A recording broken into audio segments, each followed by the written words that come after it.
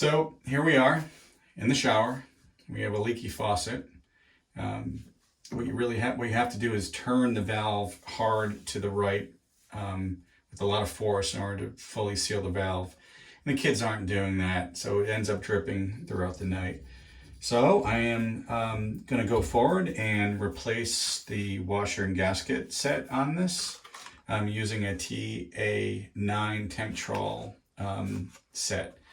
So we're going to walk through this together. Of course, the first step is to make sure that the water is off, so the water's been turned off. Can't see it, but next to me the sink is running and with a slow drip. So I'm going to go ahead. I'm first going to take the handle off here. I know the Symmons stuff has different models. I'm going to take this cap off. Sometimes this cap has a black washer. That one kind of fell off. Then there's a panel here which just clips right on. You can pull that right off. And then the next thing we're going to do is we're going to remove this the centerpiece on the spindle. So I have a small crescent wrench, and I'm going to go ahead and remove this. And you can see here that this this piece will also spin off if all goes well. And we're just going to take this piece right out like that. So now what I need to do is I need to get in here with a big crescent wrench, but it's not, I'm probably going to hack this up if I try to just get it in there like that. So I'm going to take off this outer cover. Also note here that before we turn it off, in fact, we should probably do that, is this is in the off position, but what you'll want to do is turn it in the fully on and then kind of come back off a little bit position. And it's important that you do that before we take all this apart. So we're going to go ahead and get the Phillips screwdriver. We're going to remove the two bolts here. Now be careful, you don't want anything kind of washing down the drain, so make sure you catch your bolts. These are very long too, which means it's going to be challenging putting it back together. So now I believe I can take that plate off and can probably go back and do some cleaning. Some soap scum there. But you see on the cover itself, it has a washer, so you really don't need to caulk around that like some other products you might need to. The next step will be to use a larger crescent wrench and get it right on this guy here, and take this center thing off. That came off rather easy. Now, unfortunately, there's going to be some water, and hopefully it doesn't cause any damage situation. So you can try to catch that with something if you like. I mean, I got the water off downstairs, but it's still kind of coming through a little bit. Hopefully it stops. It should drain down to the faucet below. So here's our piece, and we have our Symmons TA-9. And if we look at the components here, there's an outer washer, so we'll be able to replace that. But you can see that this washer under the screw has got a pretty decent set to it. So I think that's what's probably happening when this is fully closed. It takes a lot of force to seat up against that back orifice. So what we're going to do is we're going to take this apart and replace the washers. The other piece here that needs to come off, so you can see this, it comes with this ring and a washer, so we're going to be replacing that as well. So let's go ahead and we're going to remove this center screw. Hopefully that comes out, and that looks like it's moving, which is good. Don't stab yourself. Happens to the best of us.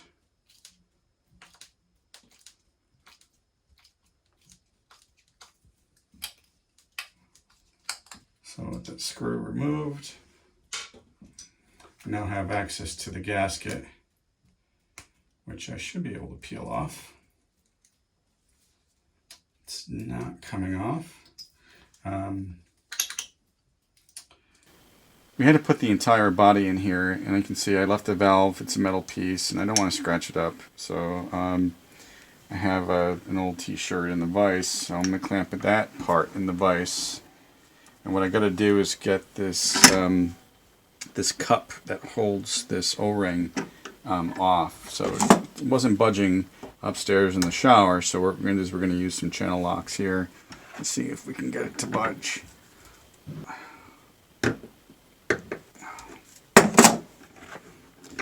Trying to prevent having to buy a new full valve body because it's like $40 or something, and I think the kit was only $5. So if we can make this work, we can fix the dripping problem. And oh, there we go. That's probably why they supply you with a new cup for this O-ring, because the old cup likely isn't gonna make it. All right, so we took off the old collar and grommet / O-ring. It was a challenge to get off, so you got to work it a little bit. And while I was doing that through the channel locks, there's a lot of flex that came off the from this. Looks like it might be copper. So the thing that the reason why I pointed that out is because we want to make sure that there are no flecks on the new piece as we're starting to work with it, because then it gets underneath the rubber. So here's the new piece, and this is going to be pretty straightforward. What we're going to do is we're going to slide that on, and we're going to thread by hand the new cap. And I'm going to be careful here. I don't want to go too far, but I'm going to thread that on. Don't want to scratch it up too bad. I just want to make sure that it's seated. And it is. So I think that's good. If we look at the underside of this piece, we can see that it's about, what I'm saying is the cover with the underpiece is about flush. So I think we're okay. And didn't hack it up too bad. Good, so I'm basically ready. So we replaced one O-ring. We got the top O-ring, and we got this one here to the seal to replace, which is pretty easy. So what I'm going to do here is I'm going to take the seal off now and get rid of it while we're down here in the garage. It looks okay. And then this guy is a little bit difficult to come out. And you can clearly see how set this is from us torquing down on the valve to stop it from leaking over time. So this was probably the one of the keys to us once we replace this, it should see a little bit easier. So I have some tweezers here. What I'm going to do is sort of poke at this, and you can see that it will eventually come out on us. So that's what we want. We want to get that guy out. So we're going to get rid of him, and I'll use my old toothbrush to clean up inside a little bit. So this is ready to be installed upstairs. Once we put the other two gaskets in, we'll be all set to go. So let's head back up. Okay, so we're back upstairs. Okay, so now that we have the screw, we have all the gaskets in place, we're going to manually thread the outer body into the main valve body. So just make sure you don't cross thread. I mean, it should go in pretty easily. So as in how it was disassembled, I'm going to use the crescent wrench to assemble this. New gaskets in place. So all I really need to do here is seat it up against the valve body.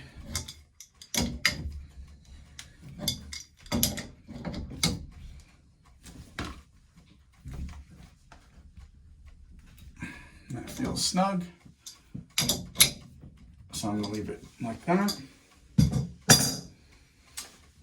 Next up, I'm going to put in the centerpiece. using the crescent wrench once I get it threaded in here a little bit more. I'm gonna just leave that there for now. I'm gonna put on the outer, so this is gonna be tricky, right? So we have these two screws right here that have to go in. I'm going to try to get the mix valve to be right. It looks like that works out pretty well. For these guys, I'm going to use my Phillips head screwdriver to try to drive those right into their holes. I can see them a little bit through the opening. I think that's it there. Similarly on this other side, I have to play with it a little bit.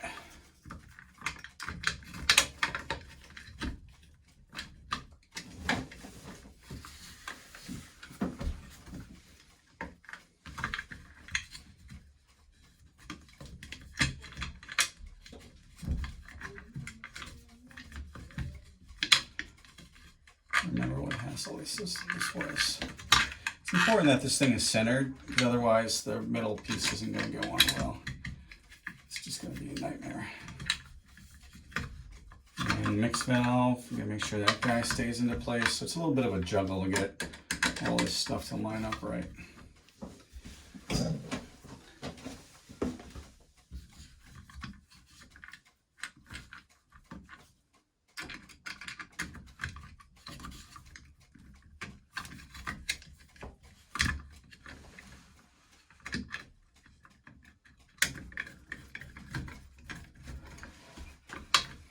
All right, so I had to cross in front of the camera to get that on, but so that, I think that piece is okay.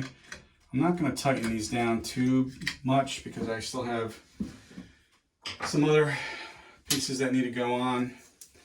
So it's really, we want to put this guy here on now. I want to slide him in. He also represents the setting the gap, so all this stuff kind of fits together better. Notice I'm only using my hands to put that on. And then I can finish screwing this guy in.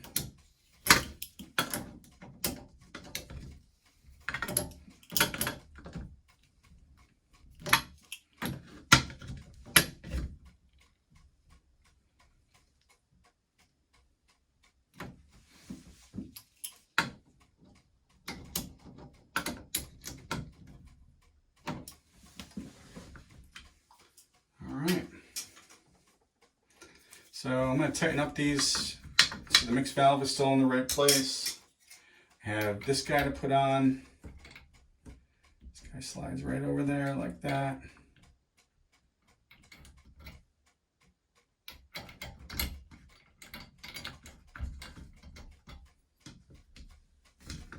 Actually,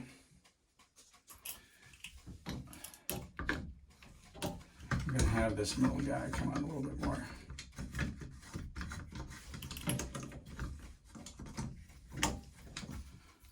So that this piece sits right up against it.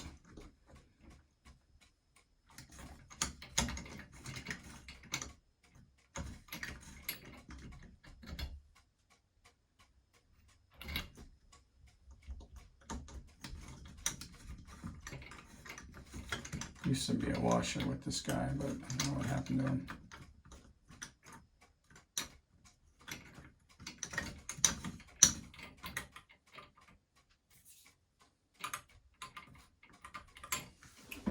Lots of soap scum.